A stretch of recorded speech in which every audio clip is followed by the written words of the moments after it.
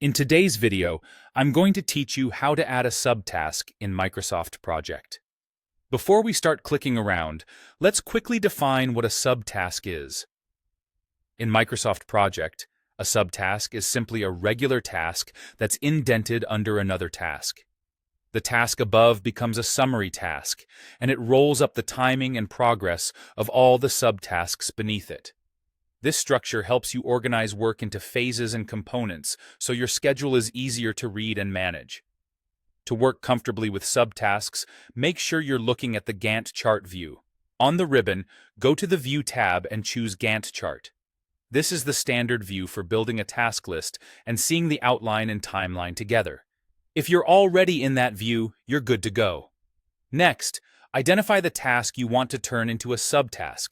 If it doesn't exist yet, click in an empty row directly under the task that will become its summary and type the task name. If the task already exists somewhere in your list, just click to select it.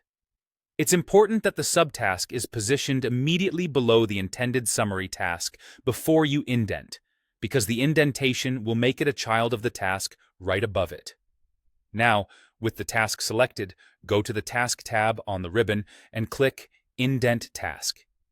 If you prefer keyboard shortcuts, press Alt plus Shift plus right arrow. The moment you indent, you'll see the task shift to the right in the name column. That visual shift indicates it's now a subtask of the task above. After you add a subtask, a couple of things happen automatically. The parent task becomes a summary task.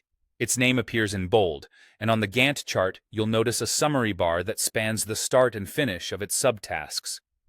You can collapse and expand the group using the small plus and minus icons next to the summary, which makes it easier to focus on the level of detail you need. A few tips to keep things tidy. If you indented the wrong task, select it and click Outdent Task to move it back to the higher level. You can indent multiple selected tasks at once to create a group quickly. Avoid entering dates or effort directly on a summary task. Let the subtasks drive the schedule so the roll-up stays accurate. And remember, you can create multiple outline levels by indenting again if you need a deeper hierarchy. That's all there is to it. Add the task, indent it, and let Microsoft Project do the organizing for you.